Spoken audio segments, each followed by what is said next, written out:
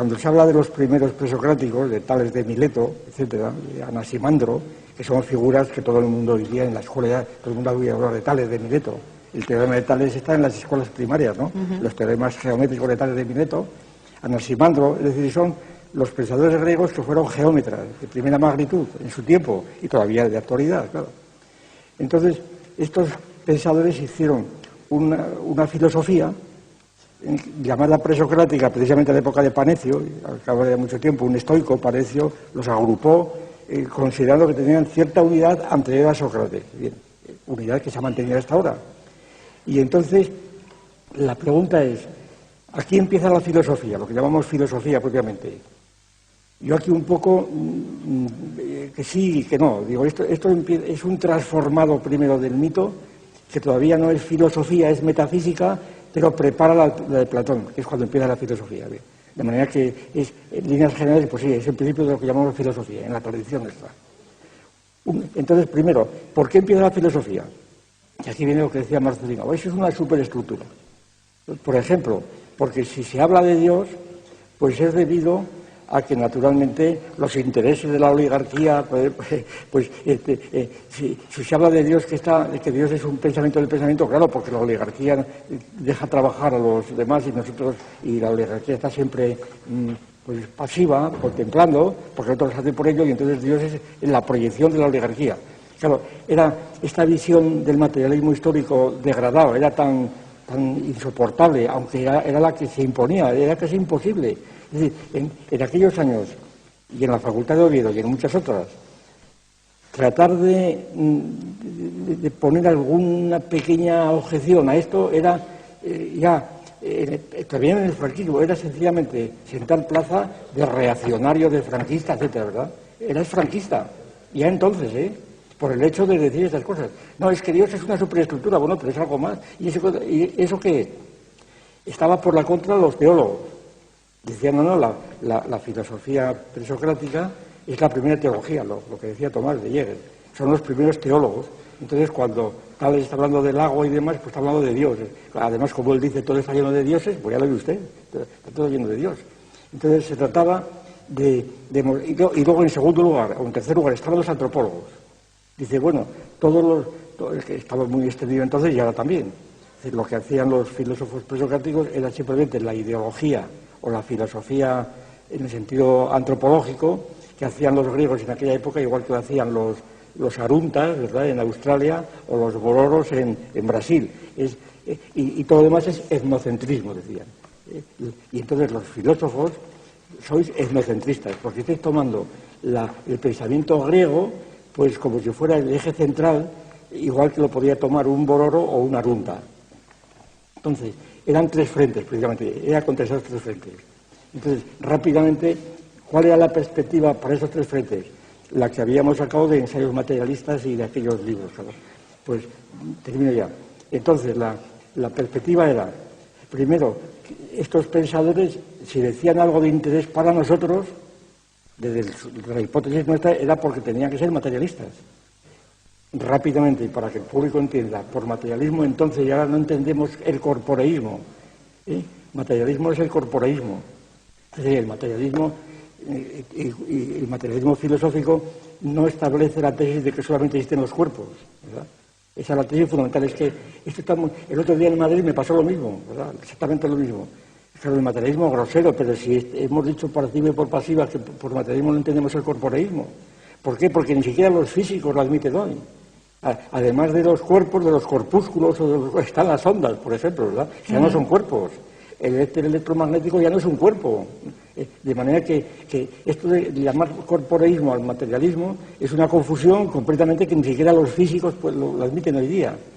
Y entonces es el espíritu, no es el espíritu, ni el espíritu ni el cuerpo, es otra cosa diferente, esa es la cuestión. Bueno, total, que desde el punto de vista del materialismo filosófico teníamos urgentemente que ensayar la posibilidad de reinterpretar a los principios de nuestro pensamiento occidental, que no es simplemente el pensamiento de una cultura más, por una razón, y ese es el criterio que tomamos, porque estos pensadores, a diferencia de los boros, eran todos geómetras, y la geometría es un criterio de nuestro tiempo. Es decir, ya teníamos un criterio objetivo, no eurocentrismo ni etnocentrismo. Teníamos como criterio la geometría. A mí que me vengan a decir, no, es que la geometría es relativa. ¿Cómo es relativa? La geometría es igual en los bororos, ¿no? O no es, no existe, o si existe es esto. Es que están las geometrías nucleares, pero las geometrías nucleares son también de nuestra tradición. De manera que el que decía este argumento, que se repetía muchas veces, es que tampoco en todos los lugares los ángulos de un triángulo valen dos rectos. ¿Cómo que no? En todos, según los postulados de Euclides. Si cambian los axiomas de Euclides, entonces no, estará Riemann o Lobachevsky, lo que sea, pero la geometría es la misma en todos los lados. Y además los tres son bien. Entonces, con esta idea, pues teníamos ya un criterio para salvar la acusación de eurocentrismo, se decía entonces. Y entonces, el materialismo, intentábamos ver que estos pensadores no estaban hablando de Dios ni nada de estas cosas, sino que estaban hablando de otras cosas distintas, y que partían de la realidad, como era propio de los jonios. Y me permito decir una cosa que me acuerdo ahora que tiene cierta curiosidad, o puede tenerlo. Cuando yo escribí este libro, partiendo de la hipótesis de que los griegos, los Tales de Mileto, etcétera, eran gentes que tenían una visión y una percepción del mundo muy parecida a la nuestra, ¿no? Que podían tenerlo, es decir, que no estaba tan lejos, precisamente porque habían eliminado muchos mitos antropomórficos y demás, pues que entonces era posible, tenía sentido, dado que estamos en una cultura parecida en ese sentido, era posible tratar de ver cómo veían el mundo nosotros como nosotros. Es decir, que el agua de Tales de Mileto era el agua que vemos nosotros, era el agua, ¿verdad? Sí, sí, sí. Y por tanto, que decir que si era agua pesada o agua ligera, que era una pedantería, que era el agua, ¿verdad? Porque es que hablando con Fischer decía, pero era el agua ligera, eso es una pedantería. Tales de Mileto trabajaba del agua, como la de nosotros. Y yo recuerdo que en aquellos años, pues el año 72, 73, que teníamos allí en San Isidro un refugio de estos de invierno, que iban a esquiar los niños y demás, pues entonces yo me propuse, y lo hice además, pasar el año entero recorriendo todo el ciclo del año viendo el agua, a ver de dónde habría podido sacar Tales de Mileto el principio de todo el agua, ¿verdad? Es decir, qué argumentos podrían haber dado.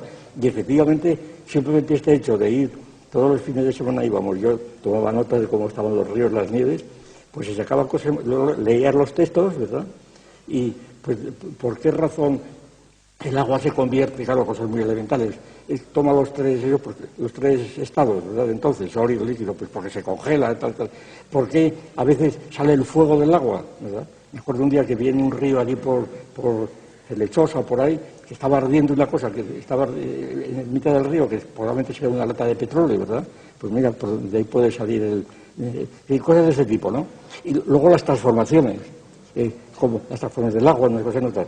Es decir, que estaba hecho en un plan, digamos, de un positivismo completo.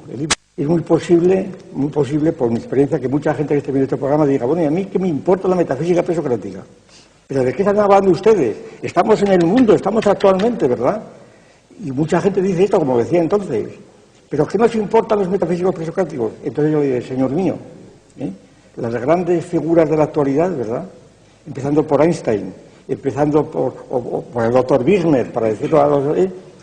están dependientes enteramente, están diciendo lo mismo, están no diciendo lo mismo, girando en torno a lo mismo. De manera que, señor mío, si usted dice que qué nos importa, es que usted es imbécil completamente, porque es lo que usted piensa si piensa algo, ¿verdad? Es decir, cuando hoy se habla del modelo del mundo, del modelo cósmico cilíndrico o del modelo cósmico esférico, etcétera, es lo que decía Parménides o Tales de Mileto.